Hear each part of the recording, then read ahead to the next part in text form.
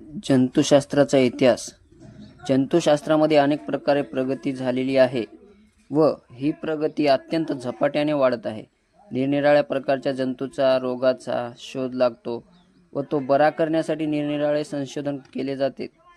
प्रत्येक संशोधनाची माहिती या ठिकाणी घेणे आवश्यक आहे आणि म्हणूनच जंतुशास्त्राचा पाया घालणारे संशोधक आणि त्यांनी लावलेली संशोधनाची आपण थोडक्यात माहिती पाहू.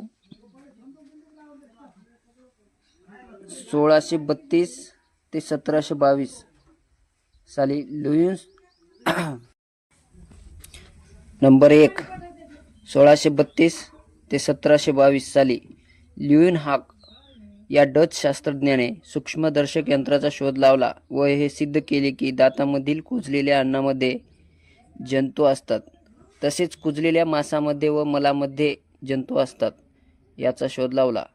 नंबर 2 1939 साली एडवर्ड जेन्नर या इंग्लिश शास्त्रज्ञाने देवीच्या लसीचा शोध लावला.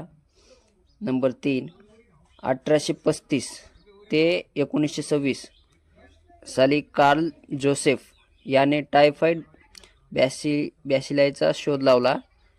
नंबर 4 1822 ते 1895 लुईस पाश्चर या फ्रेंच शास्त्रज्ञाने पहिल्यांदा जंतूमुळे कुजण्याची क्रिया ही कशी होते व रोगनिर्मिती कशी होते हे शोधून काढले, तसेच रेबीज विरुद्ध लस शोधून काढली. नंबर 5 1863 जे लिस्टर या इंग्लिश डॉक्टरांनी अँटीसेप्टिक शस्त्रक्रियेची सुरुवात केली. नंबर 6 1882 रॉबर्ट कॉक या GNM फर्स्ट इयर. जंतुशास्त्राच्या पुढील अभ्यासासाठी तुम्ही मला फॉलो करा आणि लाईक करा, शेअर करा, कमेंटमध्ये दुसऱ्या पार्ट